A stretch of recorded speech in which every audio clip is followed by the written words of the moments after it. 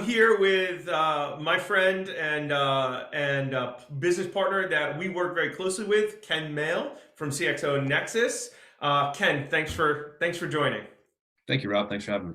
Ken, can you share with us before we dive into it? Because I'm a big fan.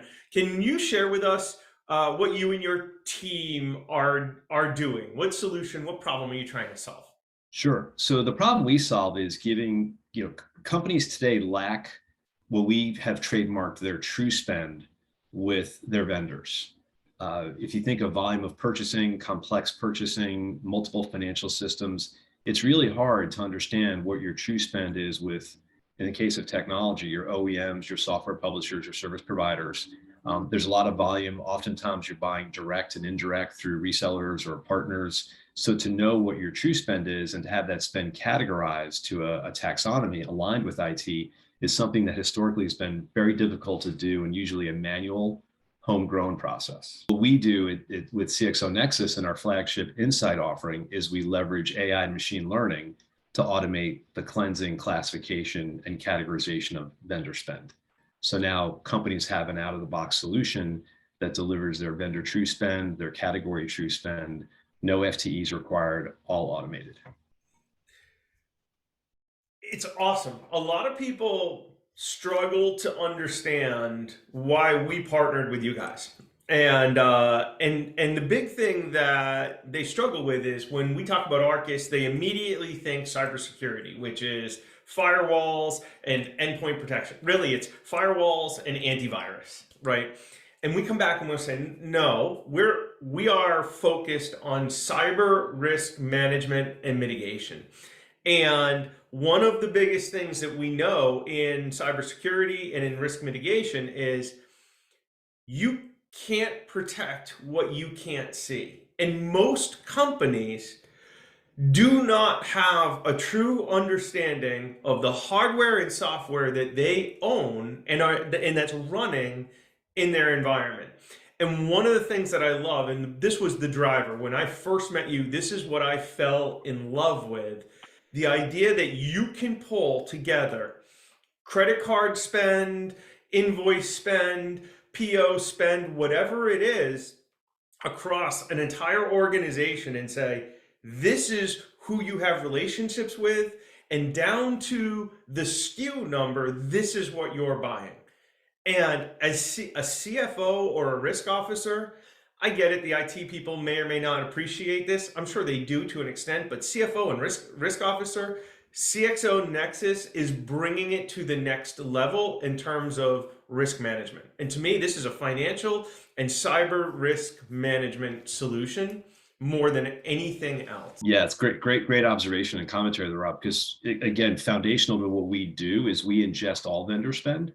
So we have a manifest that we work on with our clients for the data that we look to ingest. To your point, typically with our clients, a lot of them have gone through M&A. Think of a Paramount, think of a Morgan Stanley, a NASDAQ. So we're bringing in multiple financial systems because they're still working off of different financial systems. We're bringing in, to your point, the T&E data. So we bring in all vendor spend, and then our AI and machine learning is purpose built to identify what's IT and then automate the cleansing, classification, and categorization of that spend. Now, part of our manifest, which I think hits home on some of your key points, part of our manifest and what we ingest is we want all of that spend, but we also want to understand cost centers, GL codes, different attributes, because that's where we're really able to find out and show very seamlessly within our Insight platform what spend is happening outside of central IT. For instance, the rogue or business-led spend. And that, from a GRC perspective, is a very big use case we see with our clients, because now they can see what credit card swipes are being used for maybe a SaaS application or AWS, or we've even seen servers being purchased by a line of business, to create their own like mini data center in a closet to do their own work off of. So we had to help identify all that because it's what's being spent, and then the GRC security compliance teams can come in and really leverage that to ensure that they're not running, the governance is in place. You just hit on something that's near and dear to my heart. We see, shadow IT as an ongoing problem in corporate America, and it is a huge security risk. Exactly because with a credit card, whether it's buying new licenses of WebEx or Zoom or some other communication platform or something like AirDeck, or buying tools or signing up for AWS and building a server environment, a dev environment in AWS. It's really difficult nowadays to control that from a corporate standpoint, especially because people are now remote, right? So now there's even, maybe in the past, less of a legitimate reason. There's even more of a legitimate reason for people to be buying things, but understanding what they're buying is huge. Um, Question: are you able to look historically at spend as well? From you connect to an ERP system? Is it a download? How does that work, Ken? So yeah, so we, in our manifest, we go through the data fields we need to ingest, invoice data, PO data, the AP, source to pay, procure to pay data. So we have a whole manifest of that data that we ingest, and we're agnostic. We work with any system. Could be an SAP, Coupa, Oracle, Workday. It doesn't matter. So we bring in that data, and then companies start with 3 years of historical data. So when a company onboards with us, we want 3 years. Some give us more. We have some clients that give us 4 or 5 years because they really want to see that historical trend. But we find 3 years to be the good starting point. So we get the 3 years of historical data. We get a company up and running typically in a couple of weeks with our automation, again, with our AI machine learning model. And then companies do a monthly refresh. And the monthly refresh today comes from kind of an automated feed that they set up over into our system, secure file transfer from their data into our system, and that we then ingest and then refresh their instance of CIO Insight. We deliver via SaaS. It's a software as a service how we deliver. So to answer your question, yes, historical is great because that 3-year view gives you a nice view of how is my spend with my top OEM, software publisher, service provider changing, who are new entrants that are coming into the mix, as well as being able to show category spend and how the category spend is changing year over year, quarter to quarter, however companies want to look at it. So yeah, the historical data is important. And then the monthly refresh gives companies that near real-time view of what their spend is with their vendors and by category. Nice. I hadn't even thought about it, but that 3-year window also allows you to see hardware software refresh rates, right? Whether it's software licensing or, hey, we need to change out our Dell lease or our IBM lease for laptops or whatever. I think that's a huge piece that would have been missed if you only had 6 months or a year perspective. Yeah, no, exactly. Great observation and great use case for that, being able to see the historical views. Is there a way to quantify ROI with your platform? First off, I love the fact that it's SaaS based and that it's not, we're not adding more into an environment. You're actually helping them take stuff out of the environment. And by the way, we'll manage it for you so that you don't have to add additional labor costs to running this, which right now I think is tight. But is there a way to quantify ROI with your platform? Yeah, great question. So ROI, certainly to your first point on not needing people to try and manually do what we do, because we hear companies are doing an internal spend cube and they'll put people on it to try and do what we do, understand their true spend with their vendors, try and categorize the spend. That's really hard to do, particularly at scale with the companies we work with, and to refresh and repeat. Again, we do this on a monthly basis. So that's certainly a savings, but definitely an ROI comes through with our clients in terms of, now that they have this visibility, very intuitive and all out of the box, you see consolidation as a big outcome. And that can be with OEM, software publisher, or service provider, where companies realize there's redundancies, there's overlapping functionality that's installed. The categorization of spend really is a key way to do that. You can look at could be compute, could be security and compliance, could be networking, could be storage. But now all of that spend by category, and that's helping you identify where there's overlap and redundancy. And a key thing that we do that really companies, I think it's probably one of the top reasons companies come on board and use us initially, is we show the true spend, which we define as what you're buying direct, what you buy indirect, through the reseller and partner channel, as well as OEM parentage. So that is something that now that companies have the true spend and they can see exactly how they're buying a vendor like a Cisco or a FireEye or a Palo Alto, and understand how they could maybe do better by consolidating. Maybe I don't need to buy through so many different resellers, this OEM or this software publisher. That has been a great way we've been able to deliver ROI because the leverage that affords a company. Think of consolidating suppliers, maybe using a dozen, resellers. Now, with that visibility, you could say, well, I'm going to consolidate down to 2 or 3, and the leverage that companies get from that delivers a very quick ROI with our solution. So there's multiple ways around optimization, consolidation of both, vendors and suppliers, and that visibility, how it delivers a very quick ROI for our clients.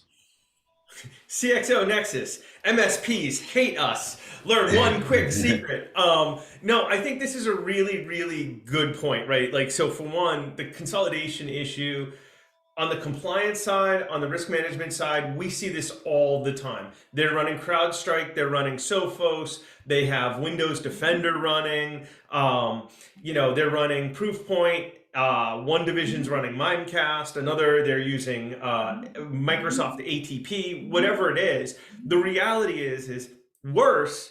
You have not only all of these tools that could be similar in nature and in functionality, you could be buying them from multiple suppliers or vendors and resellers, and not understanding what your true pricing, what your true cost is, especially when we look at M&A environments that have gone through mergers or have been grown through acquisitions. I think that is a huge, for us, we see it all the time. You're not secure, you have big risk, you're running multiple tools that are colliding, they're not all configured or being used or alerting correctly, and separately, you're not capturing the data you need to maintain your cyber compliance, whether that's regulatory or for your largest customers that have dictated in the partnership agreement, in the sales agreement, what you will and will not comply to. Most companies are dropping the ball here. Huge. Yeah. I mean, and when you and I first met, as I really got to understand Arcas and your great model and what you deliver, we had talked about what you had touched on earlier is security in particular is a category we've seen our clients really see some nice value in our ROI with our solution because of what you brought up. I mean, if you think of security spend, you and I talked about this, and I followed the security market for a number of years pre-starting CXO Nexus with my old research company, the InfoPro. But security spend has really grown unabated the last 20 plus years. So there is a lot of spend in security, and as you know, the vendor landscape, there's a lot of leapfrogging. New vendors come out that have the same, you have overlapping functionality, but you're still paying for a vendor, a legacy vendor that might have been 3 or 4 years ago. So the visibility, now seeing the true spend, and again, not unmasking what you're buying through the resellers, because that sometimes you don't know you're using that vendor because your AP data, your financial data is not going to show it because you're buying it through a reseller. But now you can see exactly with insight what you're spending on for security, and that overlapping, functionality or redundancy of vendors or solutions really comes to the fore. And we've seen our clients use it very effectively where, again, collaboration. So you have IT, finance, security, procurement kind of all working together to look like, well, do we really need all of these vendors for this particular category based on overlapping functionality and redundancy? So that's been a very strong use case across all of our categories. But security in particular, I would say the last 12, 18 months, we've seen that strong use case with our clients. Yeah, this is part of the reason why I keep bringing you into places is because we're at a point with our largest clients, right? The Fortune 100, the organizations that have 5,000 employees or more. We're saying stop buying tools. Stop. Like, I don't care if you have nothing. Let's figure out what you have, but don't buy another tool, right? All the vendors I'm gonna get hate mail for this. Don't buy another tool until we create a plan that is actionable. And the only way to really do that is to have the insight that we need, that you guys bring to the table. It's funny though, because with our smaller clients, where we struggle is you're behind the 8 ball. You have no tools. you have no tools in place, right? You don't, some of them aren't even running antivirus, and it's like, hold, time out. Like, let's get some tools in place so that you can manage this. But Rob, we don't know how to do this. And well, once we start having these conversations on cyber compliance and cyber risk as opposed to cybersecurity, that's when the CFO really, or the business owner, or the president that's being funded, that's getting outside funding, that's when they stop and listen. That's when they listen, because they realize it is a true risk. And I love that, quite frankly, we can bring you in. And this is the other thing. We can bring you into not organizations of every size, but organizations of almost every size. And you're going, like, the tool is going to pull out the purchase information that's going to find ROI. The other big one, can you talk to me what you're seeing in regards to cloud cost management and with AWS or Azure or GCP? Are you seeing any anomalies or anything come out of that would be interesting? Well, yeah, certainly, that's data we bring in, because we bring in all spend, and we can see what's, AWS, what's Microsoft Azure, what's, GCP, and we will categorize that spend based on what it's being used for. Is it compute? Is it storage? Is it, networking? How is that cloud technology being deployed? So we do give very good visibility in terms of what's being done with, let's say, infrastructure as a service versus what's being done on-prem still, in like a traditional, you own your servers, you own the storage, maybe you're in your own data center or using a third-party hosting. So we give that true visibility of all of that spend. And a key thing we've been able to do for clients, and they really like, and again, this gets back to bringing in the 3 years of historical data, is we are a good proxy to track how the spend's changing.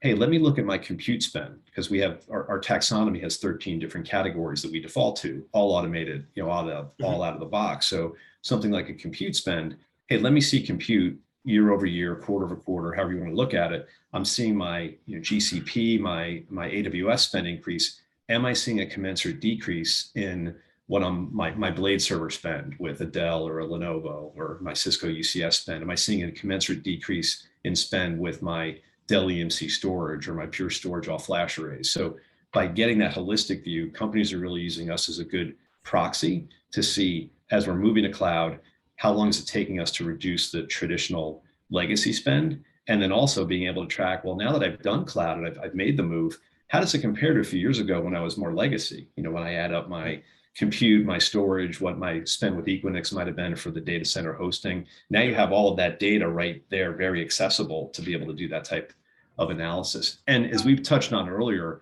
with cloud, not to be redundant, but we do see, by bringing in the T&E spend and bringing in all spend, we do see the AWS swipes and done by the lines of business. I mean, that does add up. That's not insignificant. And then as you can imagine, there is then commensurate purchasing through the AWS marketplace for software that's being run by that line of business, as they've now done the AWS credit swipe. So that's a key thing as well, as we touched on earlier, but with bringing all the spend and seeing what the lines of business are doing, that does incrementally add to the cloud spend, because they are doing that directly through the credit card swipes or through the line of business.